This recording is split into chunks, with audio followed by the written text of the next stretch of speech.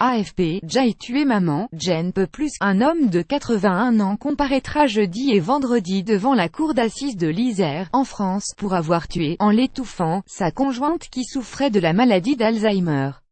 Au matin du 29 octobre 2015, à leur domicile de Fontaine, dans l'agglomération grenobloise, Hubert Rougier s'est levé comme à son habitude, tandis que sa femme Nicole, âgée de 81 ans, dormait encore.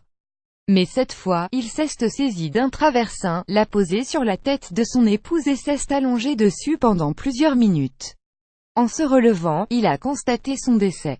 Sur la table de la cuisine, il a laissé 2 conventions obsèques, au nom de sa conjointe et au sien, avec un mot à l'attention de son fils, qui devait venir les voir à midi ce jour-là. Appelle les pompiers, pardon à tous, Jay tué maman, Jen peut plus.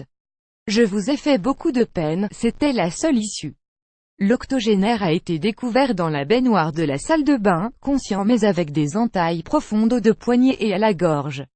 Entendu le lendemain à l'hôpital, Hubert Rougier, très affecté, a expliqué que sa femme, atteinte de la maladie d'Alzheimer et handicapée depuis plusieurs années, était devenue complètement dépendante de lui et qu'il n'arrivait plus à gérer le quotidien. Elle avait toujours refusé toute aide à domicile. Lui, dépressif et sous traitement, ne supportait plus de constater, chaque jour, la dégradation de l'état de santé de son épouse.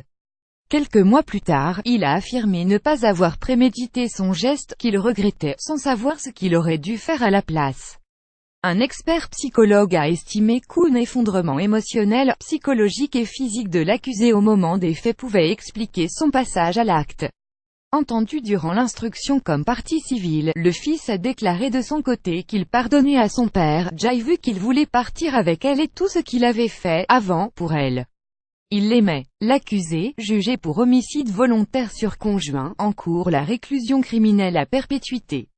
Pour son avocate, me Solène Morvan, il ne fait aucun doute que l'octogénaire n'avait pas la notion de la réalité quand il a agi, ni l'intention de tuer. Nous sommes dans l'irrationnel.